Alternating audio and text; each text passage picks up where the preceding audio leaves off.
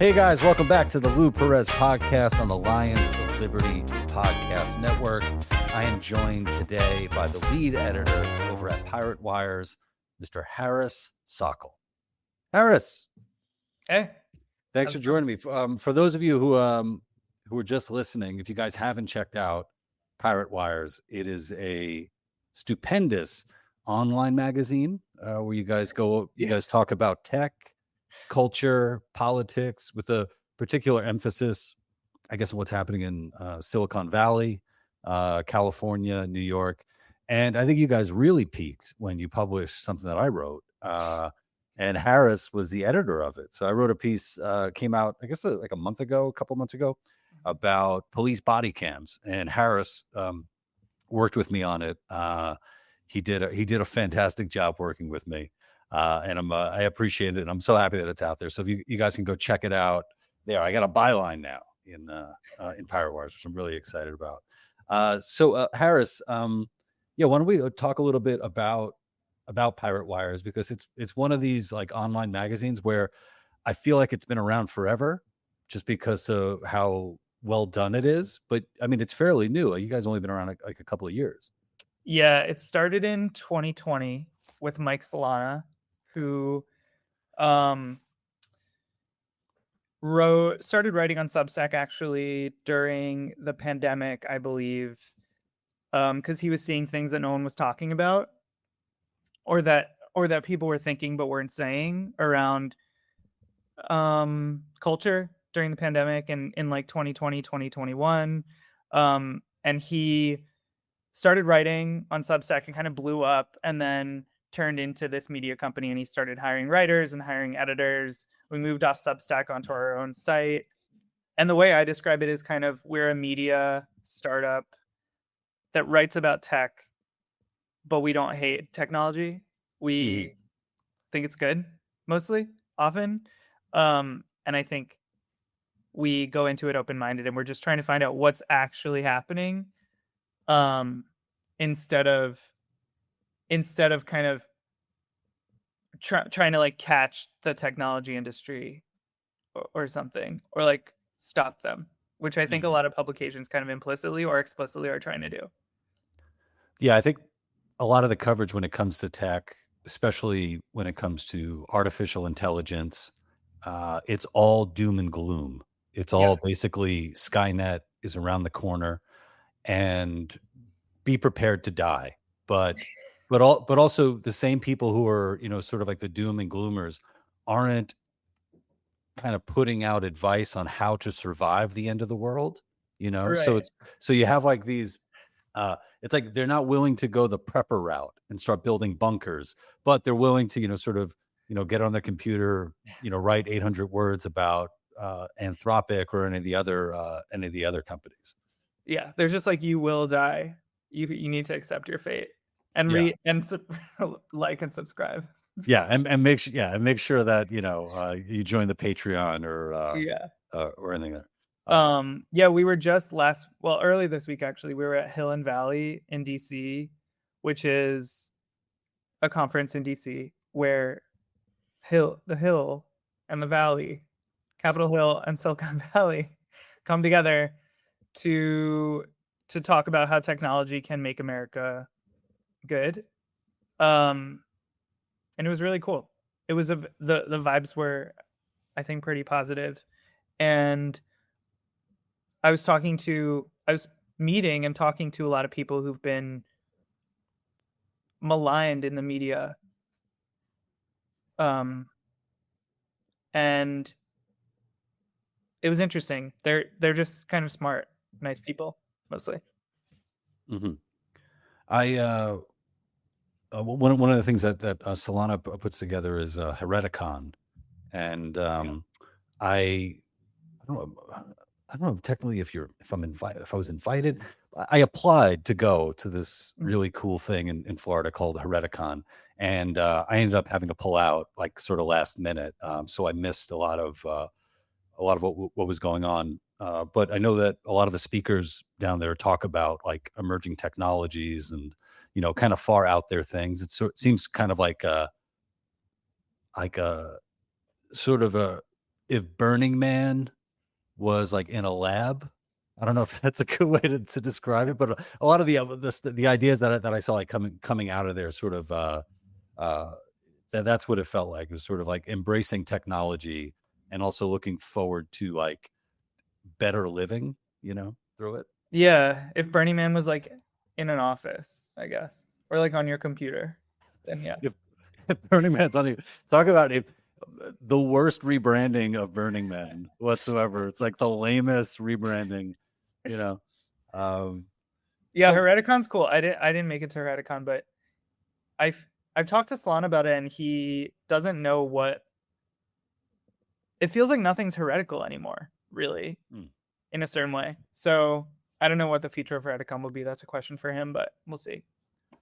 well, I think it comes down to the bubbles that people are in, and you often hear like, oh, get out of your bubble, get out of your bubble. And what I found, kind of, I guess, being on sort of like, what would be, maybe like 5 years ago, more of the heterodox kind of side of things, is that so much of my bubble involves interacting with whatever's happening in the other bubble and either shitting on it, mocking it. But there's an interaction there. It's not like I'm Yeah. completely cut off from what's going on. Like, it sort of reminds me of uh, Patton Oswalt, the comedian, was on Bill Maher's like video podcast. I forget what it's called, and Bill Maher was bringing up like the grooming gangs in England, and Patton Oswalt. Uh, I believe him when he said he didn't know that was happening. Like, he hadn't heard of it. Either he was putting on a really good performance, or he sincerely didn't know what was happening, which I found so odd, because Patton Oswalt, as an alternative comedian in like the late 80s and 90s, was all into like sort of outside culture, literary culture, music, all that. So the idea that you get to a point where you are no longer in the know about what's going on in the world Mm. is odd to me, especially Mhm. if you were like kind of one of those out there people. Yeah, I think I kind of agree with you. I think most people know what's happening, but if you go on, say, Threads or Blue Sky versus X, the narrative around it's very different, and also the emphasis on what people care about, I think, is very different. And so, trying to think of a recent example. Um, I mean, Epstein's an obvious example. Right. Epstein's a great example. Um, Wired's coverage. There was a story in Wired about Anduril yesterday, and that people were getting injured at Anduril's factories. Um, Is this like like an Amazon reboot? Like, they're not letting the people at Andorol piss, or it wasn't. No, it wasn't. It wasn't exactly like that. It was like a guy got his hand scorched when he was building a weapon at Anduril, and then his hand healed. Was one of the details. Um, it's like who's that? Johnny Tremaine? You remember that book we had to read I in don't know middle what school? It's like he's like forging something. He's like, during like the War of Independence, and he like burns his hand and that. something like Mm-hmm. that. Yeah. Yeah. So I Just think like you that, can, Lou. like, you can look at something like that and be like, wow, it's crazy that people are getting injured at a factory. Or you can be like, well, Wired is just discovering what factories are, and like what, like, Right. at a, you know, at a weapons factory, guy might burn his hand. Like that, like Yeah. that might happen at a weapons factory. Anyway, that's it. Yeah. Well, it's funny, like, having grown up, my father's a butcher by trade, Mhm. and he's a man who's literally cut off his finger Wow. and has, like, his hands are all, wild from, just the abuse of being a butcher.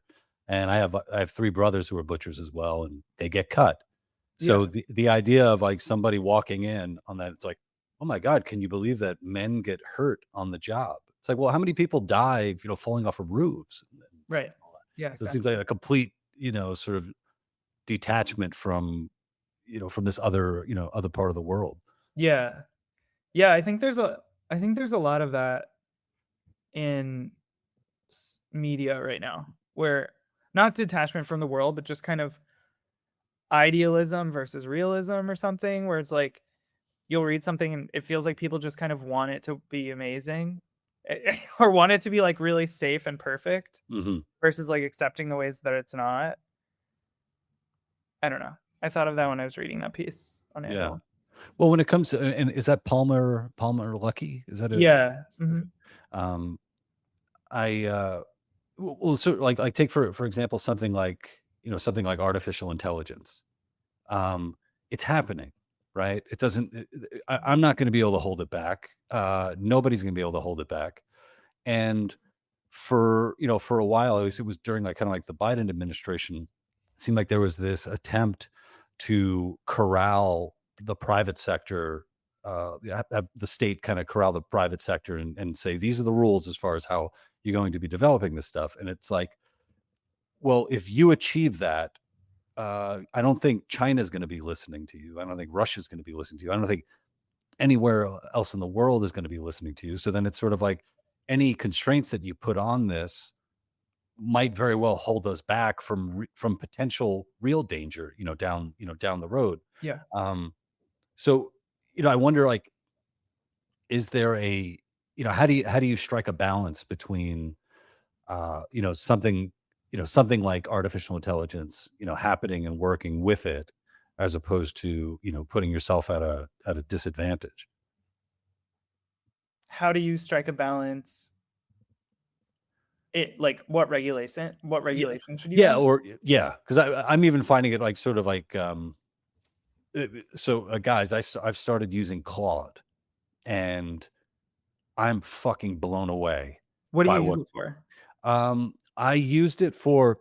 I've been approached by a couple of brands to do like, branded content for like videos that I do, and it's something that's new for me. So I asked Claude. I said, "Hey, Claude," and I'm very polite to Claude, and I say, based on the followers that I have on all these different platforms, what should I be asking for money wise to do this? Hmm. And then Claude spat out a blah, blah, blah, blah. It said you should be asking, this much for, one organic video on Instagram, and if they want to run it for a month, ask for this much. And I was like, wow, that's pretty amazing. And it's like, would you like me to put together a press kit for you? And then it put together a press kit. And there were, some changes in there that I wanted to make, but it looked beautiful. It Yeah. makes sense. It's all real information about me. There's no, Mhm. no lies. And it did that for me. And now I'm working with I'm working with my guy Claude to put together an online, writing course. It's something like I've had a number of people reach out to me like, "Hey, Lou, do you ever, teach like comedy writing courses?" Mhm. So I'm working with Claude to put together like an 8-week course, and it's going to be something where obviously, I don't want to be. I'm not going to be, taking other people's work. I want it to be mine and based on, the way that I approach comedy. But man, does it make it easy to organize everything and Yeah. make it look good. I think it's great. I use it as kind of a like thesaurus sometimes. Mhm. It's also it's sometimes good with fact checking. Like Yeah. it'll mess things up, but it'll point you in the right direction. Like you'll just give it a piece and be like, "Can you fact check this?" and give it some other like kind of guidelines, and then it won't do it completely correctly, but it'll kind of like point out some facts that might not be correct that then you can research. Um, and I think I don't know, I think it's amazing. I kind of feel we were just talking about this actually in Slack. Like the one thing that it actually can't do very well is write, Yeah. ironically. Like it Mhm. can't actually write like a feature. Like it can't do the kind of writing that we do, which is like long and involved. And there are a ton of interviews, and then we're collating the interviews and trying to pull out the best quotes and turn it into new information. It can't actually do that, which is the thing that everyone says it can do, but it can't do that actually, which is kind of crazy, given all the rhetoric around it. But more of like the assistant type stuff, it can definitely do, which is good. Yeah. Yeah. Well, when I was writing the piece for, the body cams for you guys, uh, I was I was using Grok. This is before my Claude days, before I started to pay, I guess, like $20 a month or whatever. But I was using Grok, and it was like, hey, can you give me some of the most the most prominent examples of police shootings over the past 10 years. It's like boom, boom, boom, boom, boom, boom. Mhm. And some of them would be, I would check each one and read the original source. But it's like just thinking about how much time that saved Yeah, from even me just going and uh like what, how many years ago you just like Googling, like, or yeah. going to the New York Times and then searching the New York Times, the Washington Post, and then here it is, just collating it, bringing it all together. Why do you choose Claude over ChatGPT? Why did I choose? I think did I ask another AI program to give me the top I think I did something like you know couldn't give me like the top 5, I programs that see. people, and Claude came up there, and I think, it was a mixture of, I think Claude was listed, and a buddy of mine was talking about how Claude is really good for, coding, Yeah, and so I think I'm gonna, uh, put together a couple of, like, websites and that sort of thing that I might be able to use, Claude on that, but, or it might be, I mean, it seems like God, I don't know how many friggin' AI companies are out there. It seems like there's a new one every week that maybe a part of me was like, "Oh, ChatGPT, I've heard of that, so it can't be that good. It's gotta the new thing's gotta be good, right? The new thing with a French name." yeah. That's funny. My default is usually, oh, the one that I've heard of all the time is probably It's the probably, yeah. one, the best one. I think the one with the most the most customers probably means it's the best. But yeah, my sense is Claude is great for coding. I mean, everybody knows this already. Claude is great for coding. ChatGPT, I think, is the one that's a little bit more like better at consumer. But I haven't actually played around with Claude much for like writing. I feel I should. Like, um, yeah, I definitely should. Yeah, I had it, put together a cover letter for me. And then I was like, let me run this through an AI detector. And I ran it through an AI detector. And the AI detector was basically like, that's my fucking cousin.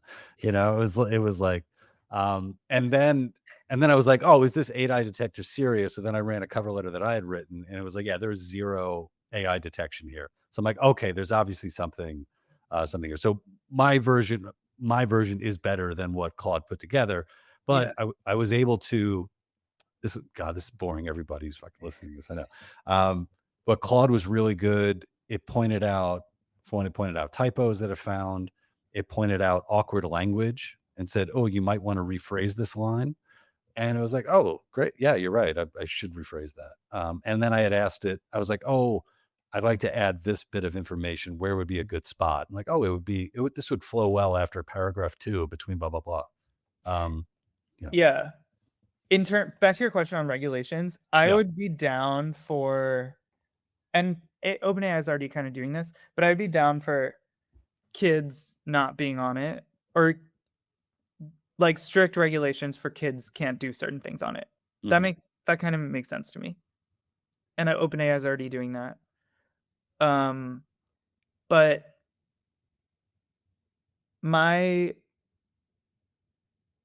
I guess my take on the people who talk to an AI and then get like told bad advice is like, mhm.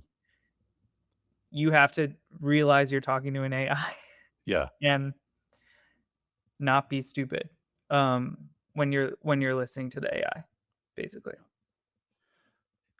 Yeah, there were those cases of, I guess people who had, gone to AI to discuss, self-harm. I guess that's the way I don't care if I get dinged for suicide. And Yeah. people who were kind of told Yes. that the evil AI was telling them to commit suicide, and obviously that I think that's awful. I'm sure the programmers are like, "We didn't mean for this to happen."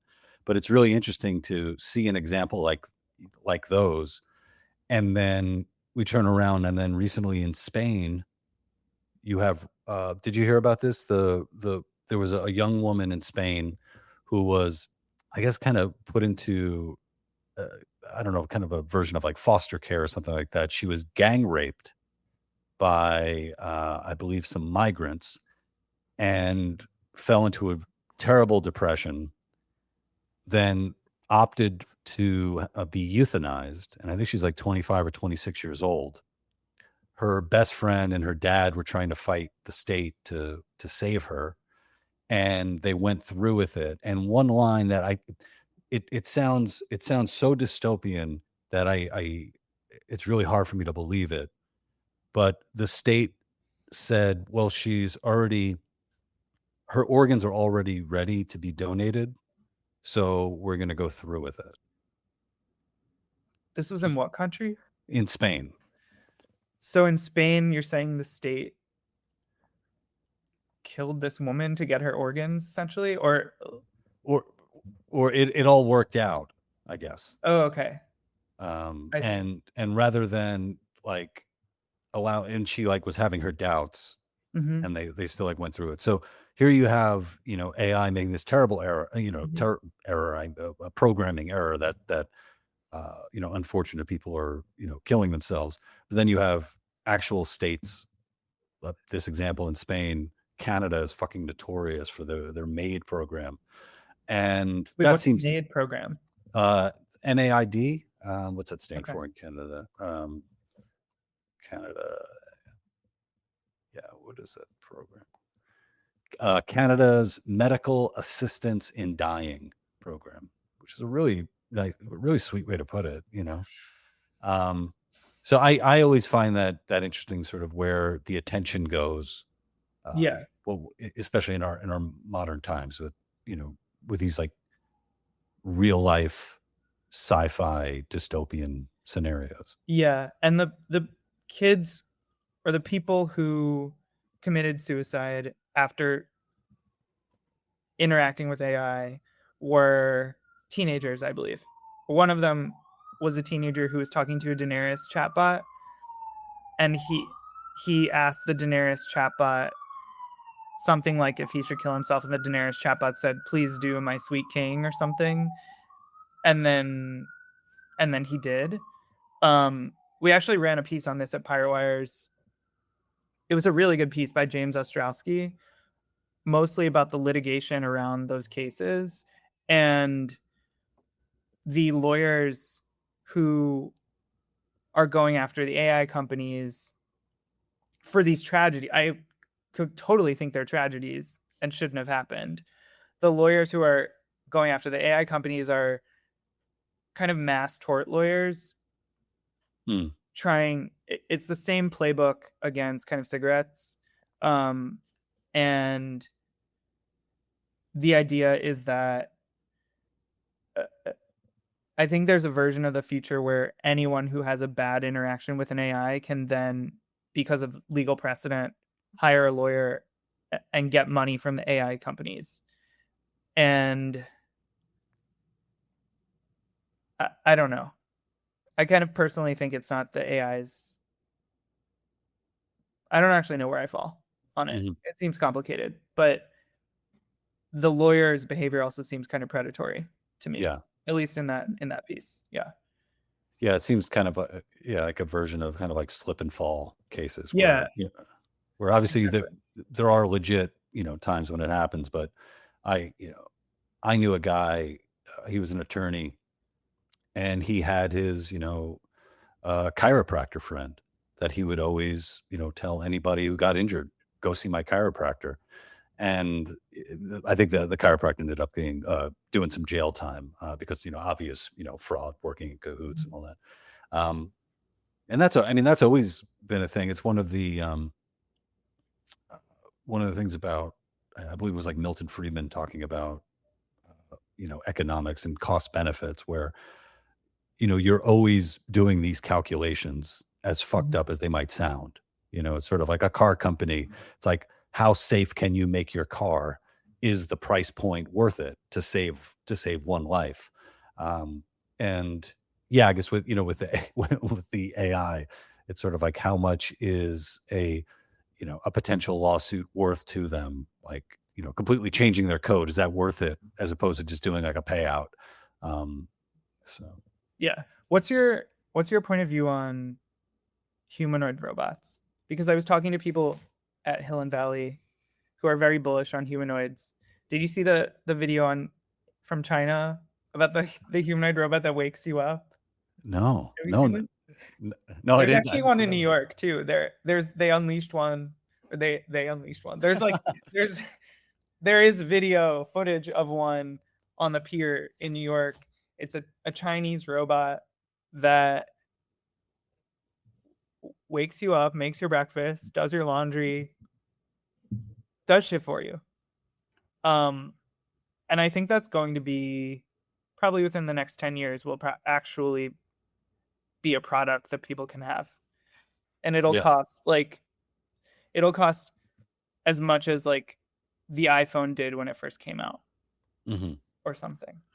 Well, there's got to be a hole to fuck it, right? I mean, that's but whether it's going to add, that's an add-on you pay extra for. Because I mean, I don't know any guy who's going to be getting a robot that he can't fuck at some, in some capacity. Yeah. Um, it is fun. I thought you were gonna say the one, I don't know, and this is tough because I don't know if it's AI that I'm these videos that I'm seeing, but there was one that was like freaking out in like a fast food restaurant, Yes, I and saw that one. Yes. you know, Yes. can you buy that one? I want that version, the one that just becomes just a terrible, like basically the worst human being possible That in a was fast food so restaurant. great. Yeah, it started basically throwing food around at an AI restaurant, and these very like worried Asian women had to like restrain this robot in the middle of the It's restaurant. It's basically so upset. it's the Waffle House version of Yeah. the robot. Well that's the thing. I wonder, sex aside, uh, if if these humanoid robots come out, I would hope that they would be able to make them a little softer. Now it just sounds like I want to fuck a robot. Um, Make it softer so that if it does freak out or if it falls on your stuff, it's not going to like hurt you as much as, kind of if it's made of adamantium. Yeah. Well, there's another one. There are many of them, and they're all basically competing to be the one that everyone will eventually get. And so there's another one called Neo, which is softer. Hmm. Neo kind of went viral last fall, I want to say. Um, and it's so it's It's soft. it has like a skin. It has like a gray skin. Uh-huh. Um, and it has like a head, and it doesn't have a face, but Oh, thank God. Thank God. but that one looks more like a human because it has like this kind of armature skin on it. My thing about it is, I think when I get one, and I will get one when they're available, is I just would love someone to serve me. I live alone. I would love someone to serve me food. Like I think someone, but Yeah. I think that would be just an amazing experience to have my robot serve me. But I also am a little bit freaked out about having it in my apartment. Like I think I would kind of want to charge it outside the home. Like, it can be in like a hole on like the sidewalk. Like it. Yeah. I'm a little uncomfortable with having it just charging in my closet. You know what I mean? I'm just imagining like, freaking out like your Puerto Rican superintendent, like Papi, you can't have a fucking charging in the hallway, man. Come on. Um, that's right. No, you really thought about it. It's funny because I think the cooking thing that's a real selling Yeah. point because I think everybody has imagined what life would be like if they had their own personal chef. And the idea that you could, have a robot that could, serve you like that is pretty wild. I, Yeah. I wonder, what role or what impact does kind of that uncanny valley have, right? Because again, going back to the sex dolls, you have like the real dolls that guys have, guys and really submissive wives, I guess, have spent a lot of money on, where their body parts look like, wow, this actually looks like a woman, and then you see the face, you're like, oh, this is a little weird. I wonder, does a robot have to be humanoid in order to carry out all of the tasks, or is there a desire from the human part of us that, do we need that? Do we want it to look like that? Is it sort of like, a sci-fi kind of seeped in so much to what, what we're envisioning? Yeah. I don't think it has to look like a human, but I think most of the objects in your home were designed to be used by a being that has 2 arms and 2 legs. Right. And so it kind of just makes sense that the robot would also look and function kind of like a human, just so they can like operate the stove, and Mhm. hold a spatula and stuff. But I guess there's really no reason that it has to. I just haven't seen any that don't. Um, I wonder what one would look like that doesn't look like a human. I really don't know.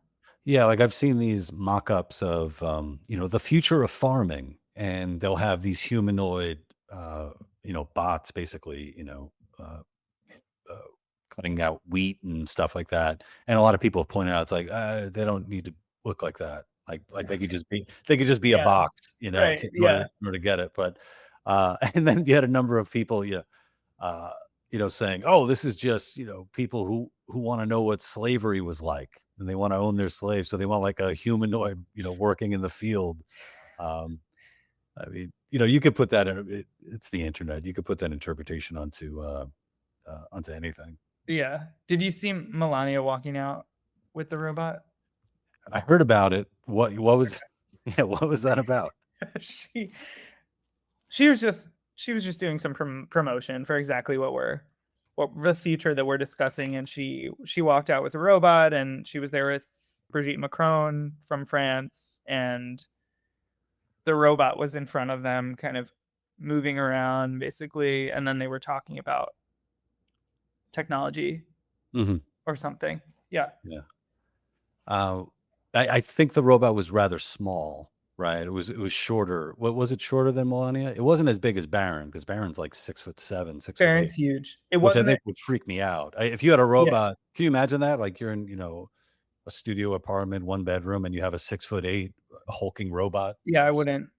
That would be bad. It would definitely have to go outside the home and and that, And then, and that then your Puerto Rican superintendent be like, yeah. "Papi, you got a basket globetrotter out here, man." Um, Um yeah, it was like the same stature as Melania. Almost okay. exactly. It feels like they built it as a replica Uh, of Melania. But yeah, the Chinese one that I've seen popping off recently is called Unipath. oh, And it actually looks the least human of any of them that I've seen yet. It's like just a pole with like a like a square head, I guess, that just kind of like goes up and down the pole, like doing shit. leave it up to the Chinese, man. The- um, yeah, it's wild. I guess um, well, you see like those videos of guys like beating the shit out of like these robots, and uh, and the human side of me is like, oh my god, it's terrible that they're treating this robot terribly. Did you guys have something about like clankers or something like that a while back? Like pirate wires, we were saying like, fuck these clankers. Yeah, we've done a few takes on clankers. Clankers is the derogatory term for a robot. Yeah. as if as if there could be, well, that's the thing, it's like there could be a derogatory term for a robot. Right. uh, Yeah, clanker. Do you think that'll be a thing? Clanker rights activists? oh, someone will fight for it for Yeah. sure. Yeah. Yeah. um, yeah, I mean, what I mean, every, god, how many movies have there been about, from Blade Runner, on, or Bicentennial Man, about, when does a robot become a human being? And Yeah. uh, Yeah, so clanker is a slur against robots. yeah. Um that you shouldn't say, I guess. Yeah. Yeah. Yeah. They could only call each other Right. clankers. So your Roomba and your humanoid housemaid. They're the only ones that could Yeah. call that. Yeah. Oh, I wanted to ask you about something you had fairly recently. You were talking about data centers, and one of the things we've been hearing about data centers is all the water that they waste, and apparently that's not true. Yeah, we looked into this. I looked into this with Blake Dodge, my colleague, a writer at Pirewires, who's great. And the water narrative for data centers has been pretty overblown. Andy Masley actually did a great Substack on this, but there was one report of the water that a data center, I believe in Chile, was using, and it was in a book actually about how bad the energy and water situation is with data centers, and the stat was reported in such a way that it seemed like a crazy amount of water, but it was really only 0.2 liters, which is like this much water, basically. For how much? That was how much water. It was like kind of the daily water consumption per day in the city, or in the county in Chile. So they were comparing the amount of water that the data center uses to what they thought was the amount that the people there used per day, and they miscounted the amount that the people there used per day and thought it was just this much by everyone in this town using this much water per day, which can't be true because Right. they have the units wrong. And for that reason, they thought that the data center was using so much more water than it actually used proportionally. Does that make sense? Yeah. Yeah. Anyway, so they don't actually use that much water. Wow. Yeah. And I would imagine too, as far as the water that they do use, I mean, it's not like it would evaporate, right? I mean, Right. Most of the water they're just using to cool the data center, and then they're putting back into the system where it came Right. from. So it's not even, the water isn't disappearing, basically. Mhm. And I think the most interesting thing is where data centers, there are some parts of America, for example, that actually would benefit from building data centers, because data centers, if you have them in, let's say, rural West Virginia or rural Nebraska or something, they generate tax money that can be used to actually improve the infrastructure in that place. Mhm. So a smarter policy than Bernie Sanders' kind of data center moratorium would be to actually be strategic about where data centers go and put them in places that need better infrastructure that could be funded with the tax revenue from a data center, instead of just saying we don't want data centers Right. anywhere, which is just scaring people and not smart, I think. And isn't there a situation in upstate New York when it comes to? I think they were planning on doing like a data center, and then a group is suing a group of environmentalists, and by a group I mean like 5 people are putting a halt to this. Yeah, Buffalo or something. Yeah, yeah. And Buffalo, I mean, talk about Buffalo. I opened for Scott Thompson there last year, and it's a city that could really use, it could use an influx of industry, Yeah. and yeah, and it seems like one of those things where, okay, if the data center isn't going in Buffalo, it's going somewhere else. So, who's the next person, next state, to bid on it.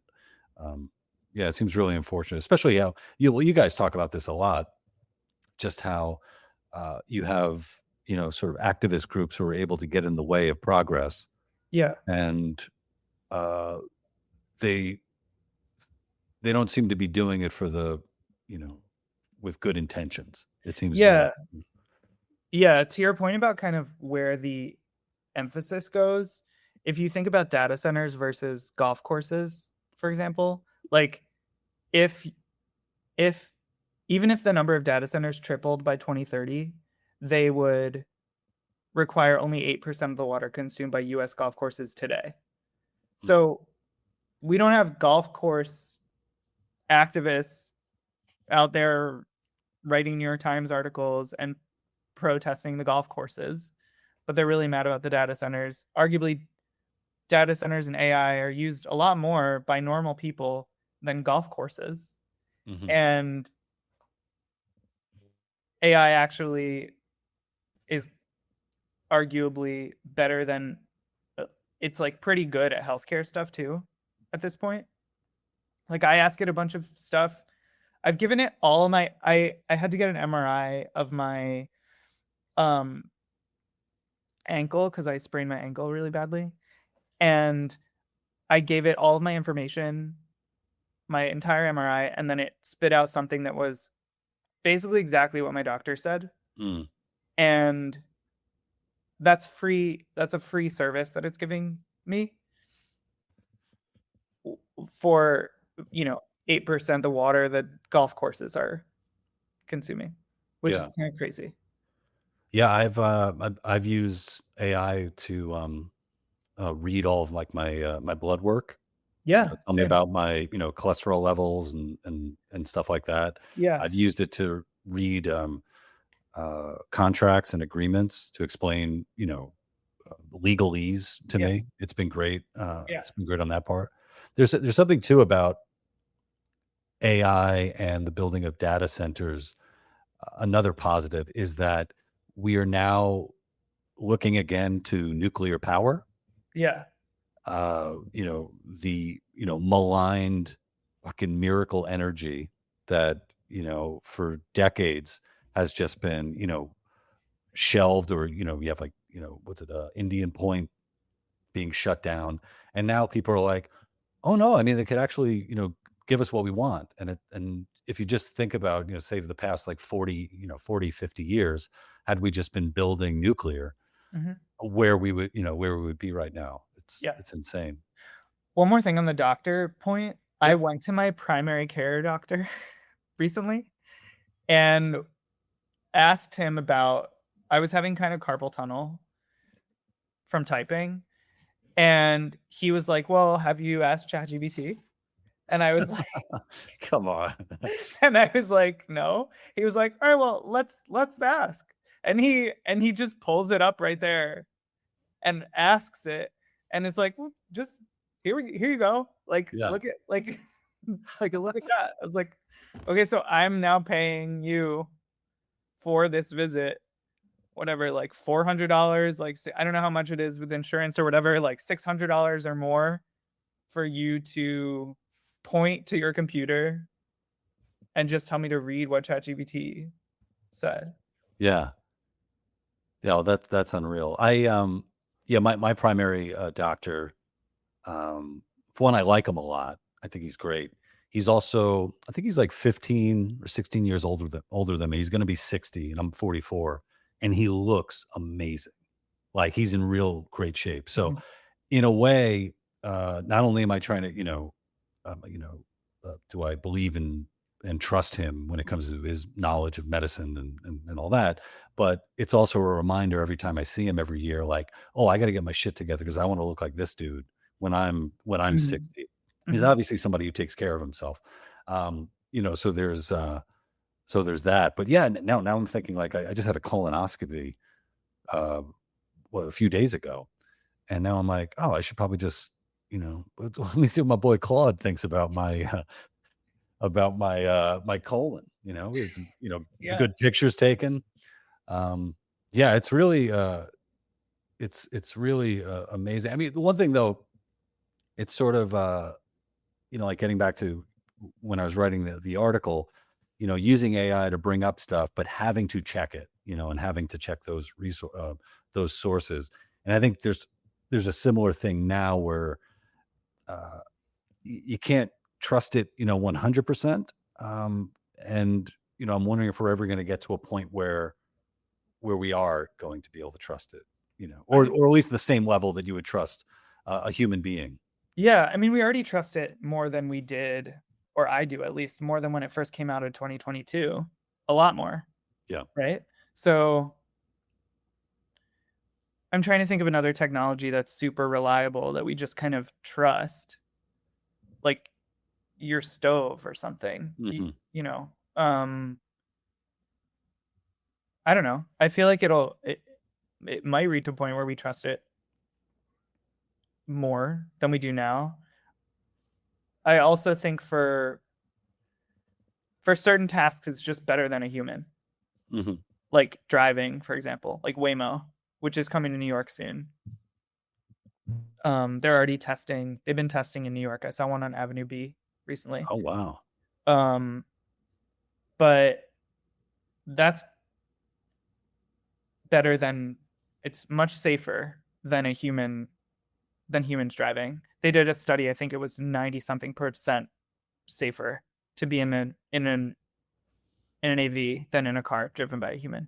Hmm. So I'm very, very bullish on self-driving cars.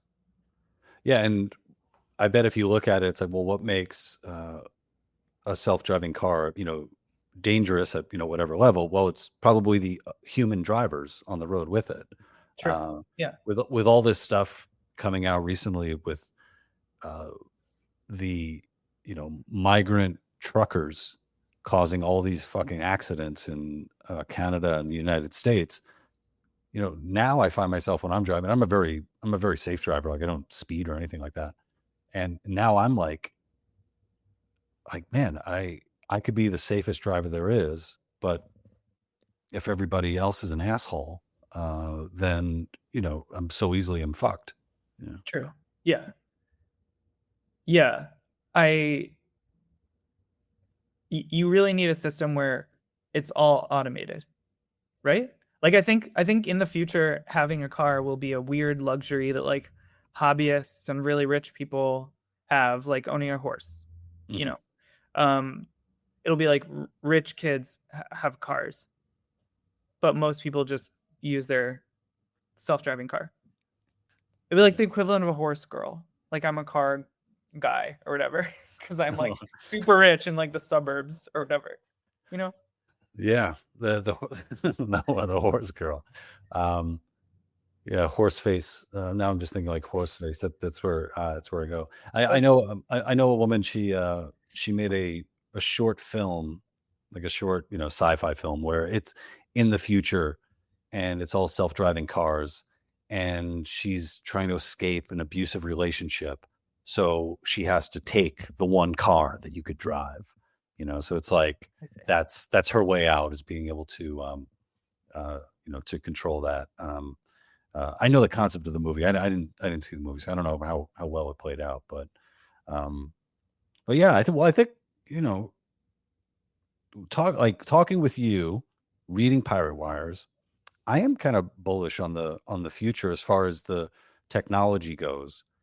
I'm not so bullish as far as the people go, because one of the things that you guys write a lot about. You had a really great piece where you went to a DSA protest at I think a Starbucks Mhm. in Brooklyn, which should tell you everything just from there. And you got to talk to the people there. And Mike's done really great interviews with bill, billionaires in California, who are many of whom are escaping California because of the proposed wealth tax and all that. So it's sort of like we're getting the technology in order, but the people who are trying to direct policy, I think, are dragging are dragging us down.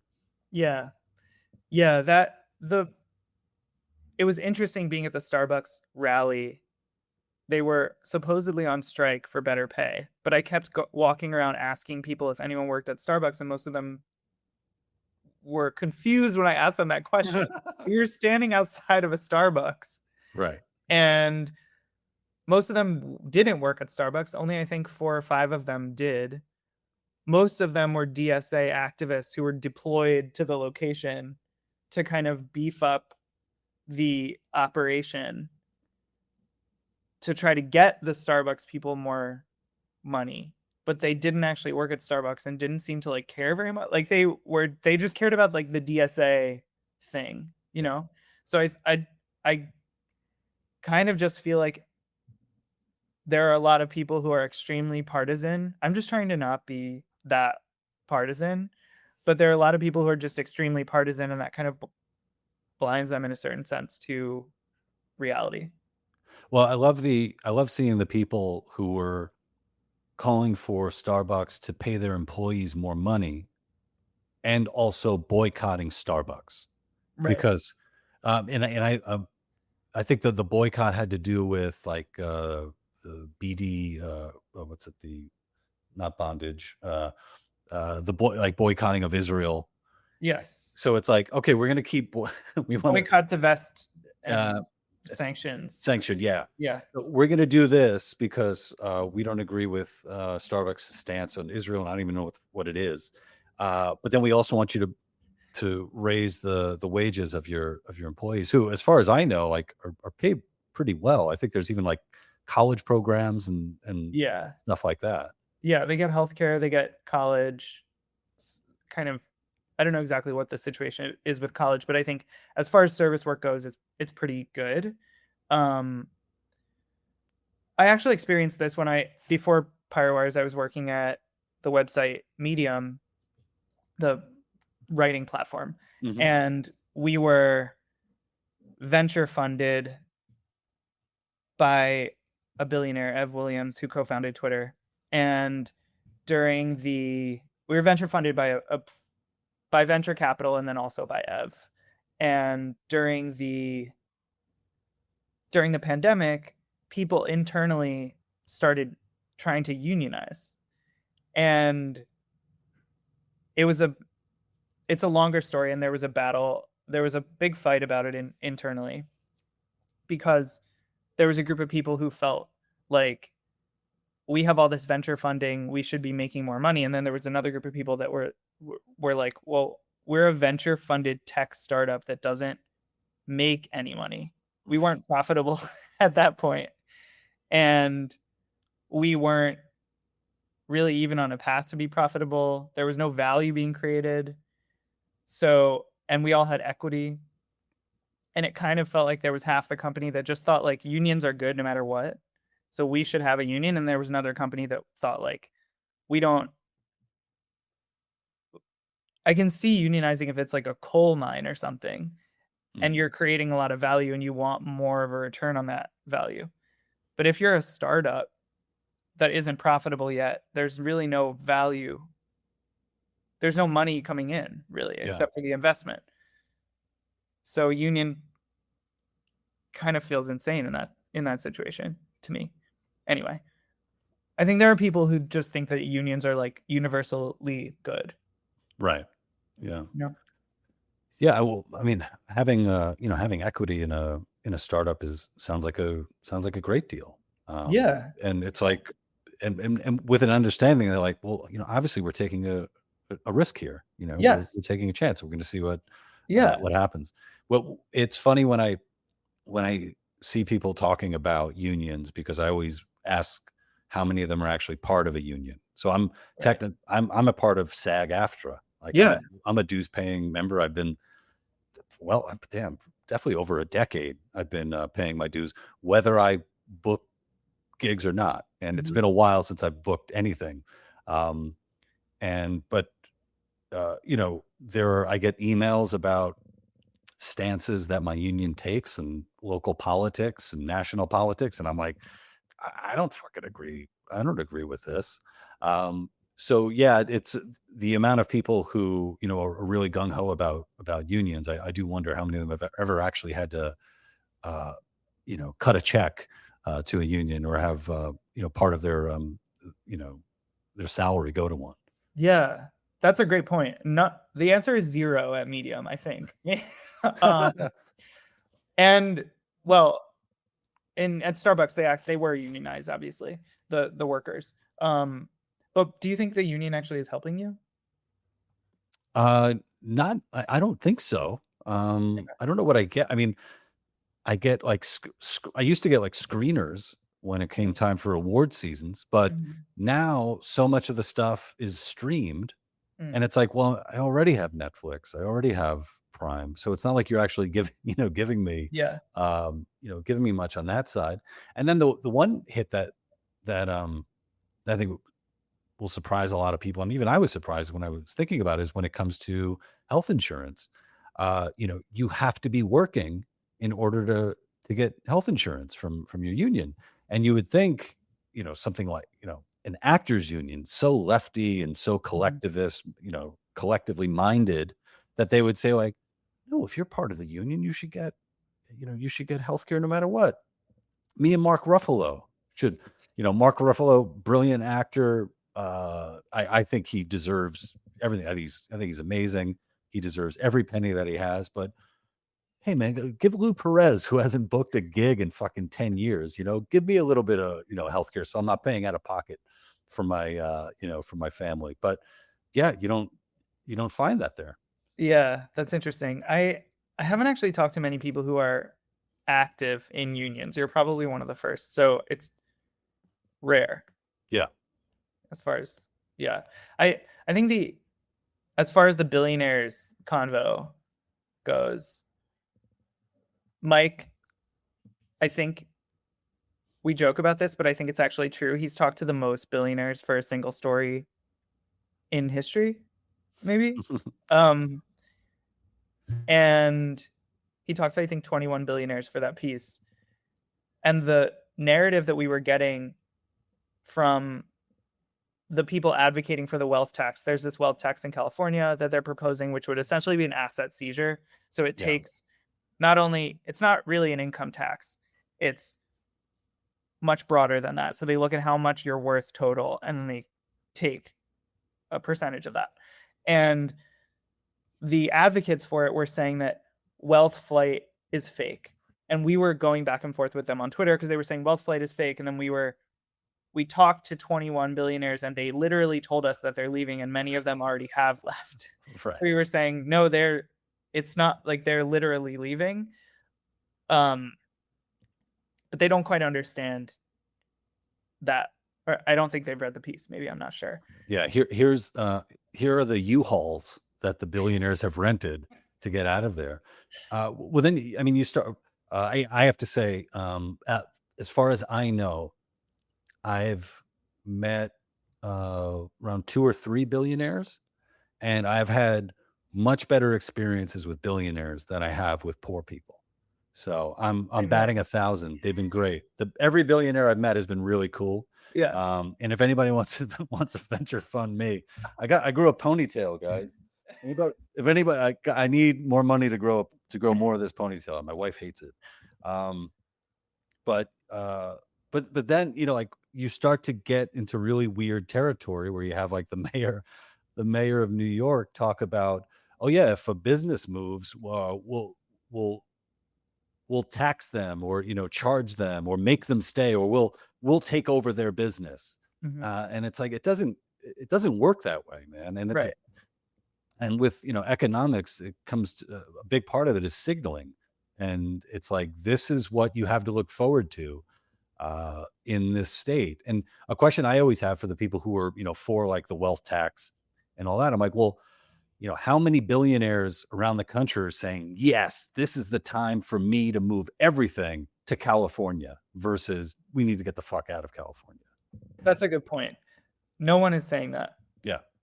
And the ones that are not saying I need to get the fuck out of California are just saying I'll ride it out for now. Right. No one's saying, as far as I've heard, this makes me love California even more. I have to be in California. There was a great quote in the piece by a billionaire, an anonymous billionaire, who was talking to his kids about why they moved. And he was talking to one of his children and he said, we can't go back to California because of communists. And It's Yeah. crazy, but it's real. Yeah. That's such a great way to put it. And a great way to end, I think, too. Uh, Ladies and gentlemen, you can come back anytime to the Lou Perez podcast because there are no communists here, none allowed. My guest today has been Harris Sockel. He's lead editor at Pirate Wires. Please subscribe, check out their stuff. In your inbox every day, they will send you three stories.